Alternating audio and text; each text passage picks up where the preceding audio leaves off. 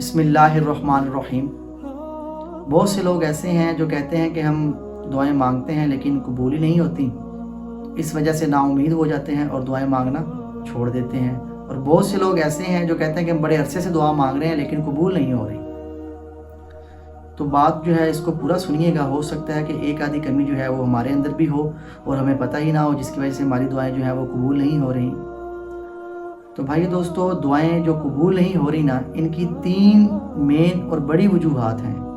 ہمیں سے پہلی وجہ جو ہے وہ یہ ہے کہ ہمیں ٹھیک طریقے سے، درست طریقے سے جو ہے وہ دعا ہی مانگنی نہیں آتی کہ دعا مانگنے کا طریقہ کیا ہے۔ ہم جب بھی دعا مانگتے ہیں جلد بازی میں مانگتے ہیں اور بھاگنے کی کرتے ہیں۔ یاد رکھیں کہ یہ دعا مانگنے کا طریقہ نہیں ہے۔ ڈیلی دعا مانگتے ہیں، بس وہ رٹی رٹائی باتیں کہتے ہیں اور بس بھاگنے کی۔ حضرت عبداللہ بن مسعود رضی اللہ عنہ فرماتے ہیں کہ جو شخص چاہتا ہے نا کہ اس کی دعائیں قبول ہوں، اللہ تعالیٰ ان کی دعاؤں کو فوراً قبول کریں، تو وہ یہ 3 کام کر لیں۔ ان میں سے پہلا کام کیا ہے؟ وہ یہ ہے کہ جب بھی آپ دعا مانگیں تو سب سے پہلے اللہ تعالیٰ کی جو ہے وہ حمد و ثنا بیان کریں، اللہ تعالیٰ کی تعریف کریں۔ اللہ تعالیٰ کو یہ بہت پسند ہے، اللہ تعالیٰ کو اپنی تعریف سننا بہت پسند ہے۔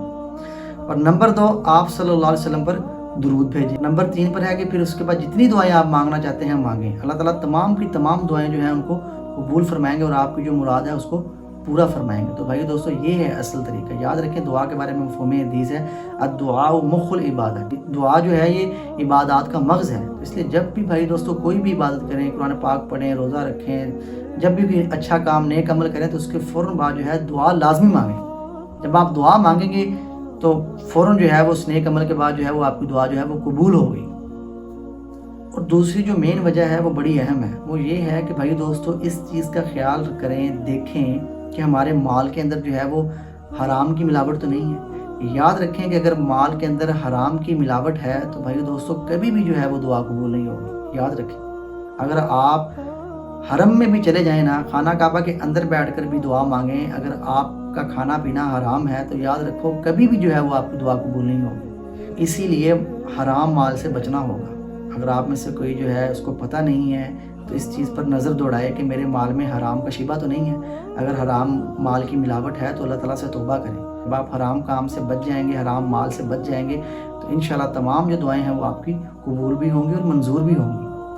اور نمبر 3 پر جو مین وجہ ہے وہ یہ ہے گناہ، کہ ہم گناہ کرتے ہیں اور اس کے اوپر توبہ نہیں کرتے۔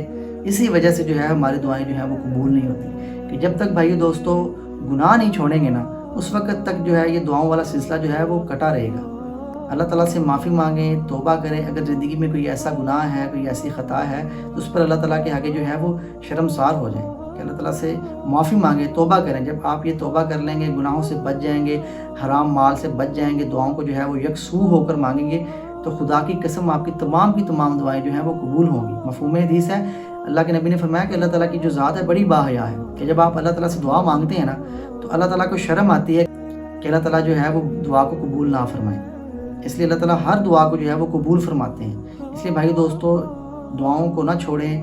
بعض دفعہ اللہ تعالیٰ کے ہاں حکمت ہوتی ہے جس کی وجہ سے جو ہے دعا جو ہے وہ فوراً قبول نہیں ہوتی، کچھ عرصے بعد ہو جاتی ہے۔ اس لیے دعاؤں کا جو سلسلہ ہے اس کے ساتھ جڑے رہیں اور ان 3 باتوں پر جو ہے وہ فوکس رکھیں کہ جب بھی دعا مانگنی ہے یکسو ہو کر مانگنی ہے، مطمئن ہو کر مانگنی ہے۔ اور نمبر 2، حرام مال اگر آپ کی زندگی میں ہے، حرام کوئی چیز ایسی ہے تو اس سے بھائی دوستو بچ جائیں، اس کو چھوڑ دیں اور اللہ تعالیٰ سے سچی اور سچی توبہ کریں۔ اور نمبر 3 جو ہے وہ گناہوں سے بچیں۔ جب آپ ان 3 چیزوں سے بچ جائیں گے تو جتنی دعائیں مانگیں گے وہ قبول ہوں گی۔ اور مین بات ایک یہ ہے کہ جب بھی دعا مانگیں تو اس کے اندر 2 دعائیں لازمی مانگیں۔ ان میں سے ایک دعا ایسی ہے کہ جس کو آپ صلی اللہ علیہ وسلم ہمیشہ جو ہے وہ پڑھتے تھے، اور وہ جو دعا ہے وہ یہ ہے، ربنا آتنا فی الدنیا حسنۃ وفی الآخرۃ حسنۃ وقنا عذاب النار۔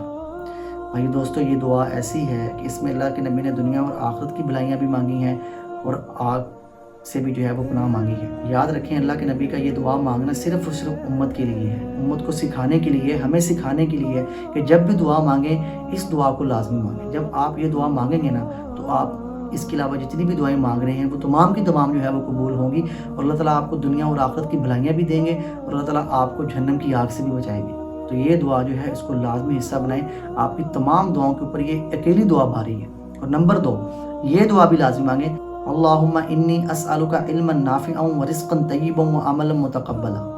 کہ ان 2 دعاؤں کو جو ہے وہ بھائیو دوستو ہمیشگی کے ساتھ جو ہے اپنی دعاؤں کا حصہ بنائیں۔ ان 2 دعاؤں کے اندر تمام دعائیں آ جاتی ہیں۔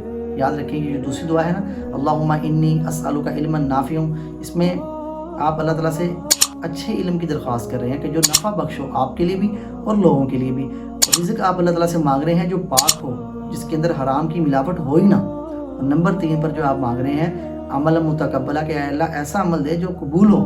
جب یہ دعائیں آپ بھائیو دوستوں مانگیں گے تو آپ کی تمام جو دعائیں ہیں وہ قبول بھی ہوں گی اور منظور بھی ہوں گی۔